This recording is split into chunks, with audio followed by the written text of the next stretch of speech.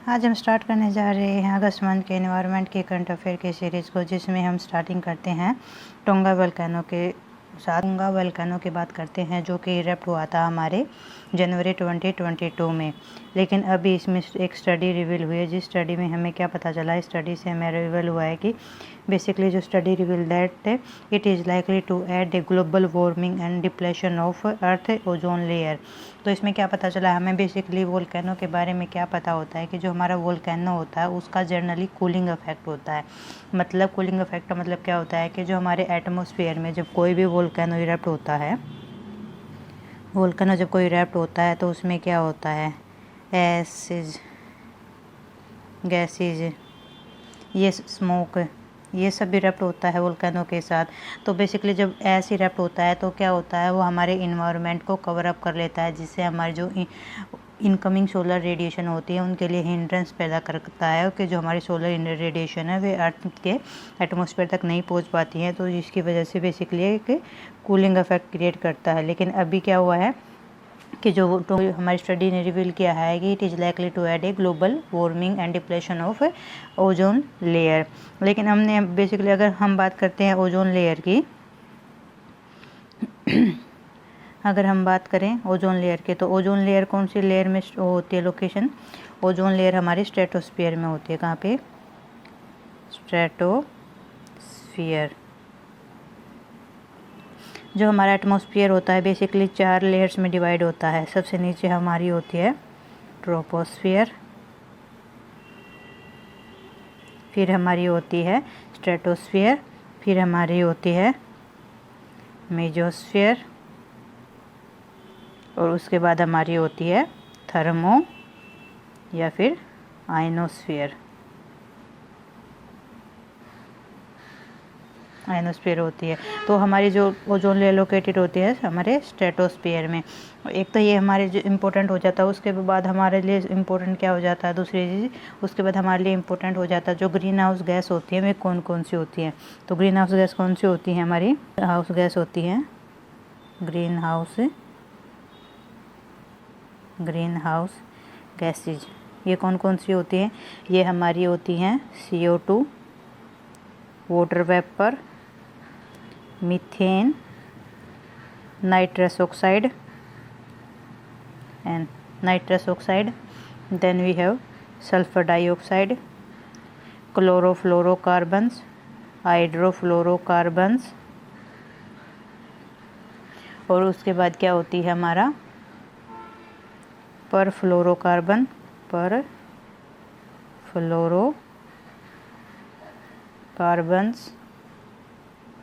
SF6।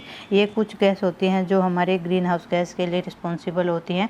उसके अलावा जो मोस्ट अब्यूंडेंट ग्रीन हाउस गैस जो हमारे इन्वायरमेंट में पाई जाती है वो कौन सी होती है, वो होती है H2O। लेकिन अभी हमने पढ़ा है कि जो हमारा रिसेंट वोल्केनो है, टोंगा वोल्केनो है, which is going to be cause of global warming. ये क्यों होने वाला है, क्योंकि जो हमारे वोल्केनो इरप्शन हुआ है वो हमारा अंडर वाटर हुआ था, अंडर वाटर इरप्शन हुआ था, जिसकी वजह से इसने lot of water vapour environment में ऐड कर दिए हैं, which are going to stagnate in stratosphere for longer period.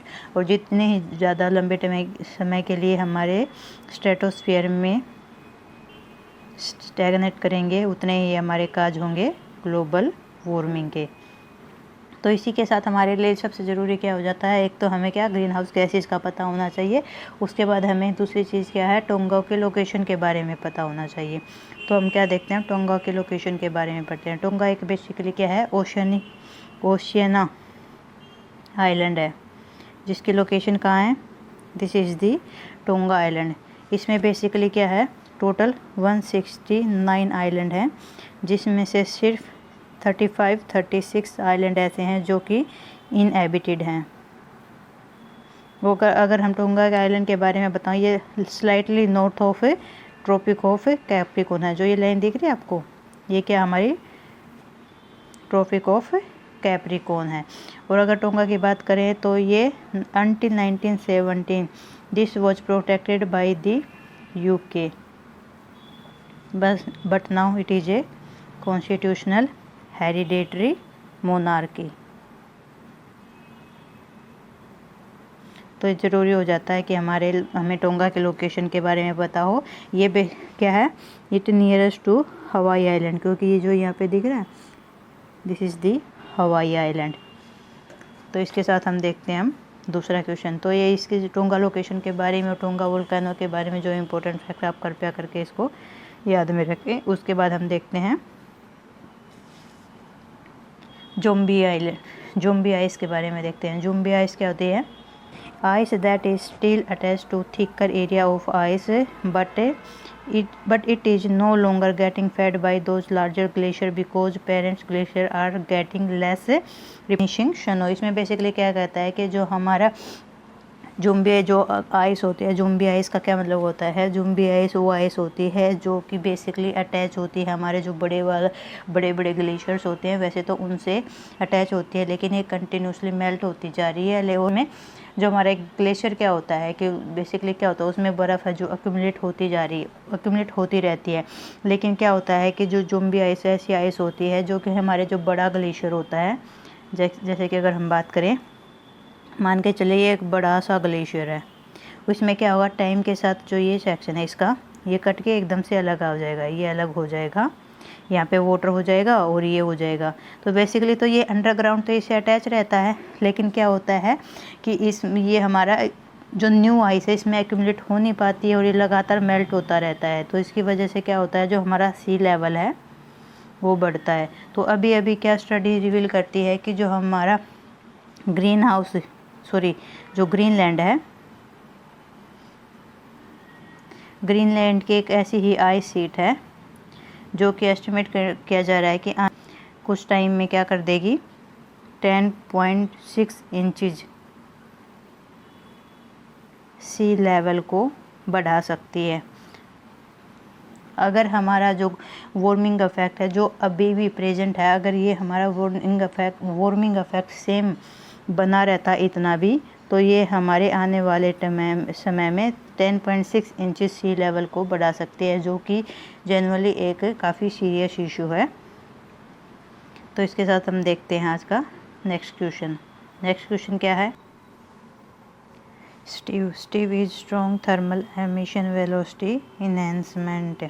It is basically a puzzling aura-like phenomenon that leads into a purple streak of light.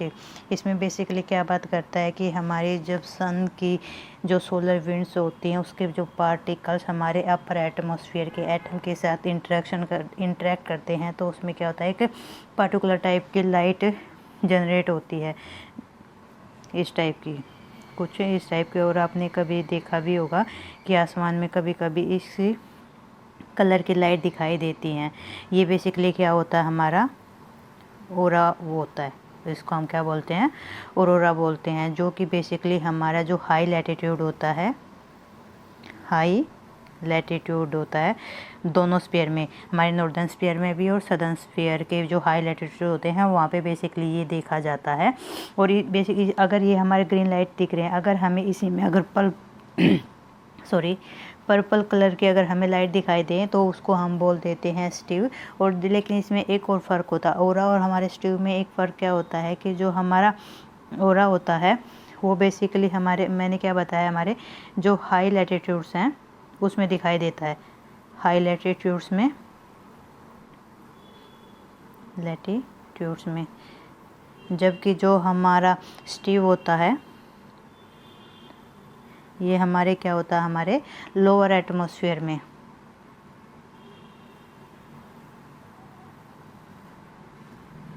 जो हमारा लोअर एटमॉस्फेयर होता है उसमें दिखाई देता है। और जो हमारे जो हाई ये क्या होता है, हमारा ओरा जो हाई लैटिट्यूड्स में होता है और जो हाई एटमॉस्फेयर में होता है। इन दोनों 2017 के बाद से हमें कंटिन्यूसली स्टीव्स हैं वे दिखाई दे जाते हैं, बेसिकली हमारे अक्टूबर और फरवरी मंथ के बीच में। और ये हमें कहाँ दिखाई देते हैं, हमें न्यूजीलैंड में, कनाडा में, अलास्का में, और हमारे कहाँ दिखाई देते हैं, यूके में। ये 4 लोकेशन ऐसी हैं जहाँ हमें अक्टूबर से फरवरी के बीच में ये हमें कंटिन्यूसली देखे जाते हैं। उसके बाद हम देखते हैं नेक्स्ट क्वेश्चन। नेक्स्ट क्वेश्चन में हम क्या पढ़ने वाले हैं? इस क्वेश्चन में हम पढ़ने वाले हैं Arctic amplification. Arctic amplification basically क्या होता है? It refer to enhancement of near surface air temperature change over Arctic latitude lower latitude. इसमें हमारे क्या बताया गया है कि जो आर्टिक का हमारा जो टेम्परेचर है, आर्टिक में की जो हीटिंग है वो बाकी वर्ड्स के कंपैरिजन में 4 टाइम्स हीटिंग अप हो रहा है। मतलब आर्टिक जो हमारा रीजन है वो 4 टाइम तेज़ी से हमारा गर्म हो रहा है। और इसी को हम क्या बोलते हैं कि जो हमारे आर्टिक रीजन में सी के ऊपर की जो सरफेस के ऊपर की जो हमारे सरफेस के पास में जो हमारी एयर है उसका टेम्परेचर आर्टिक रीजन में ज़्यादा जल्दी से चेंज हो रहा है as compare to lower latitude. और इसी को हम क्या बोलते हैं? इसी को हम बोलते हैं आर्टिक एम्प्लीफिकेशन। और इसके क्या इम्पैक्ट होने वाले हैं? इसके इम्पैक्ट स्पेशली जो वहाँ की जो फोना है उस रीजन की, जैसे हमारे पोलर बियर्स हो गई, वहाँ की वेल्स हो गई, इसके बाद वहाँ की सील्स हो गई। इनफैक्ट जो सी रूट्स है जो आर्टिक रीजन से होता है उसके ऊपर भी काफ़ी हद तक इम्पैक्ट डालने वाला है। और इसके बाद हमारा जो नेचुरल रिसोर्सेज होते हैं जो हम आर्टिक रीजन से एक्सट्रैक्ट करते हैं उसको भी ये हाईली इम्पैक्ट करने वाला है। लेकिन हम इसके बारे में हमने ये नहीं पढ़ा है कि इसका मेन रीज़न क्या है। इसका मेन रीज़न है एक तो हमारा वही क्या, ग्लोबल वार्मिंग। और इसके बाद इसका दूसरा रीज़न क्या है? हमारा जो आइस एल्बिडो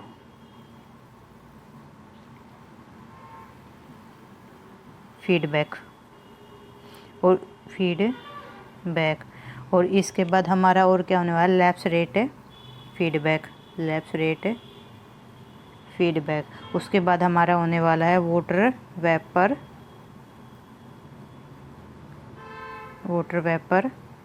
फीडबैक।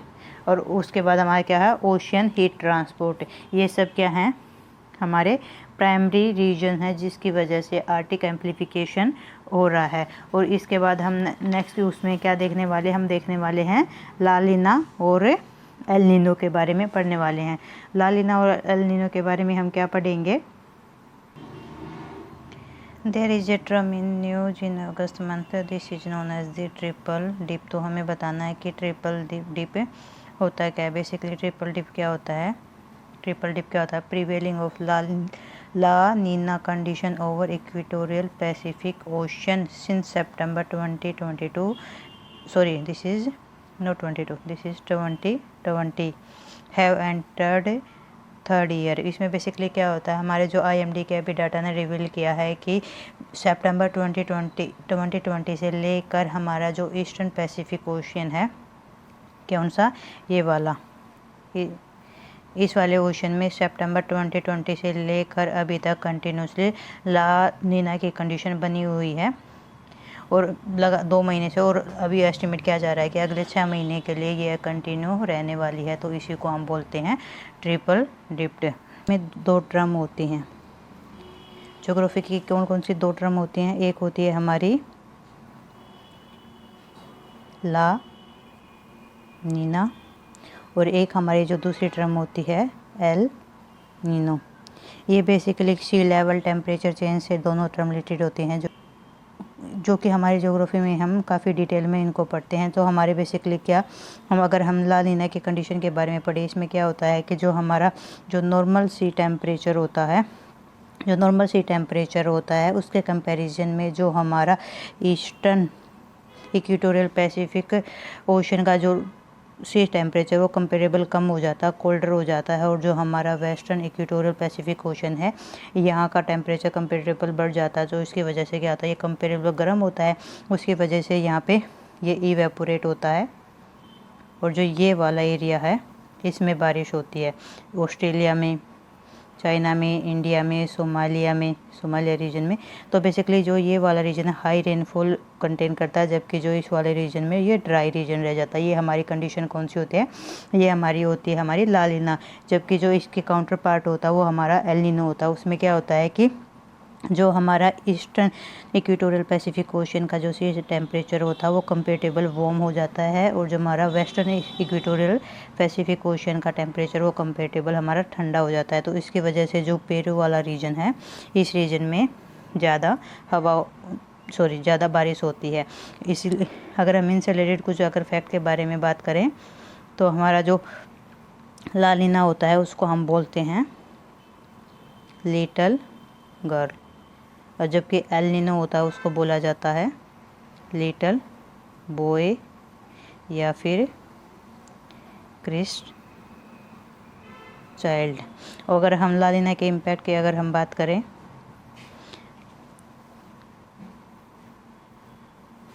अगर हम ला नीना के इम्पैक्ट की अगर हम बात करते हैं तो इससे रिलेटेड क्या होता है, एक तो हरिकेन एंड साइक्लोन डेवलप होते हैं हमारे इंडियन ओशन में, और हमारे जो कौन सा ओशन है, अटलांटिक ओशन में। उसके बाद क्या होता है, मानसून इंटेंसिव होती है, मानसून इंटेंसिव होती है। इसकी वजह से ज़्यादा मानसून होते हैं, जबकि जो एल नीनो कंडीशन अगर डेवलप होती है तो उसकी वजह से हमारे जो मानसून होती है उसके ऊपर काफ़ी इम्पैक्ट पड़ता है। और इसके अलावा और क्या होता है, हमारा वेस्टर्न इक्वेटोरियल पैसिफिक ओशन होते हैं, वहाँ पे वार्म कंडीशन डेवलप होती है, वार्म कंडीशन डेवलप होती है। और अगर हम ला नीना और एल नीनो अगर इन दोनों को मिलाकर बात करें, उसको हम बोलते हैं एल नीनो सदर्न ओसिलेशन। और इसी के साथ हम देखते हैं नेक्स्ट क्वेश्चन में हम क्या पढ़ने वाले हैं। नेक्स्ट क्वेश्चन में हम पढ़ने वाले हैं पर एंड पॉली अल्कलाइज। क्या होता है, अभी रिसर्च में पाया गया है कि जो हमारे रेन वाटर है उसमें हाईली मात्रा में जो रेन वाटर हमारा हाईली कंटेमिनेटेड विद दी पर एंड पॉलीफ्लोरोकार्बन सब्सटेंस। अगर हम पर एंड पॉलीफ्लोरोकार्बन सब्सटेंस की बात करते हैं, बेसिकली ये कार्बन एंड फ्लोरिनेटेड बॉन्ड होता है, कार्बन और फ्लोरीन का बॉन्ड होता है जो कि वेरी लेंथ का होता है, जो छोटा भी हो सकता है और काफ़ी बड़ा भी हो सकता है।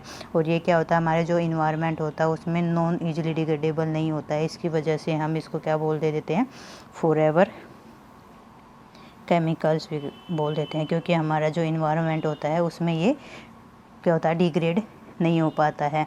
हम इसके कंसर्न की अगर हम बात करते हैं, ये हमारे ब्लड्स में मिलता है कि पीपल्स एंड एनिमल्स बर्ड्स में ये काफ़ी अमाउंट में मिलने लगा है। अगर इसके बाद में अगर हम बात करते हैं, इससे रिलेटेड हमारे काफ़ी हेल्थ रिस्क जनरेट होते हैं, जैसे कि इससे हमारी फर्टिलिटी काफ़ी हद तक कम हो जाती है। उसके अलावा अगर हम बात करते हैं बच्चों के डेवलपमेंट में बहुत ही ज़्यादा इफेक्ट डालता है। उसके बाद अगर हम interference with the body hormones को भी इम्पैक्ट करता है। उसके बाद हमारा जो कोलेस्ट्रॉल का लेवल भी ये क्या करता है, इंक्रीज कर देता है, लीवर को डैमेज करता है, किडनी कैंसर हो जाती है, उससे हमारे टेस्टिकुलर कैंसर के भी हाईली चांस होते हैं। और इससे सबसे मेन बड़ी चीज़ क्या होता है कि इसको कैप्चर करना, इसको डिस्ट्रॉय करना काफ़ी मुश्किल टास्क होता है। इसके लिए गवर्नमेंट ने कुछ मेजर्स लेने की बात की जा रही है कि हमें इसके लिए क्या कुछ मेजर्स लेने की ज़रूरत होती है, जैसे कि हमारा क्या होगा, filtration through activated carbon tank. और इसको स्टॉकहोल्म कन्वेंशन की अगर हम बात करते हैं, जो कि कब हुई थी, स्टॉकहोल्म कन्वेंशन 2004 से कंडक्ट होती जा रही है, उसमें भी इसको टोटली फेज आउट करने की बात की जा रही है। अगर हम इसके यूज़ की बात करते हैं कि हमारा बेसिकली अगर जो डेली लाइफ में जहाँ पे हम इसको यूज़ करते हैं, एक तो क्या होता है, हमारा जो फूड पैकिंग होती है, फूड पैकेजिंग में इसको यूज़ किया जाता है। उसके अलावा अगर हम बात करते हैं जो हमारे जो नॉन स्टिक कुकवेयर्स होते हैं, जो नॉन स्टिक होते हैं, उनमें इनको यूज़ किया जाता है। जो हमारी फायर फाइटिंग फॉर्म्स होती हैं उसमें इसका यूज़ किया जाता है। इसके अलावा क्या होता है, जो हमारे वाटर और जो ऑयल प्रूफ जो हम अप्रेल बनाते हैं उसमें इसका यूज़ किया जाता है। उसके कवर ऐसे होते हैं जिनके ऊपर क्या कोई भी स्टेन ना लग पाए, जो ऐसे कवर होते हैं उसमें हमारा पर एंड पॉलीफ्लोरोअल्कलाइड का यूज होता है। उसके बाद अगर हम जो हाउस क्लीनिंग एजेंट होते हैं, जैसे हम टॉयलेट में यूज करते हैं हार्पिक या और जो क्लीनर्स होते हैं, उनमें हमारे पर एंड पॉलीफ्लोरोअल्कलाइड सब्सटेंस का काफ़ी अमाउंट में यूज़ होता है। तो ये हमारे लिए काफ़ी सीवियर हो सकता है, तो इसको फेज आउट करने की बात को किया जा रहा है। पर एंड पॉली अल्कलाइड सब्सटेंस की अगर हम बात करते हैं, इसमें क्या होता है बेसिकली अगर इस तरह के ना 2 एसिड होते हैं इस तरह के। एक तो होता है हमारा पर फ्लोरो ऑक्टेन सल्फोनिक एसिड PFOS, और इसी के जगह पर एक हमारा होता है PFOA, जिसको हम क्या बोलते हैं परफ्लोरो ऑक्टेनिक एसिड। और इन दोनों को ही लिस्ट कर लिए गए हैं, जो हमारा स्टॉकहोम कन्वेंशन और परसिस्टेंट ऑर्गेनिक पोल्यूटेंट है उसमें क्या इनको लिस्ट आउट कर लिया गया। उसको लिस्ट आउट करने की बात क्या है कि इसको एलिमिनेट करने के लिए, इसको फेज आउट करने के लिए अलग अलग गवर्नमेंट साथ में मिलकर वेरियस स्टेप लेंगी, ताकि इसको जितना जल्दी हो सके इन्वायरमेंट से फेज आउट किया जा सके और इसके यूज को भी और उसके प्रोडक्शन को भी काफ़ी हद तक रिस्ट्रिक्ट किया जा सके। तो आज के लेक्चर में इतना ही। बाकी का जितना भी रिमेनिंग करंट अफेयर है हमारे अगस्त मंथ का, उसको हम नेक्स्ट वीडियो में देखेंगे। So thank you.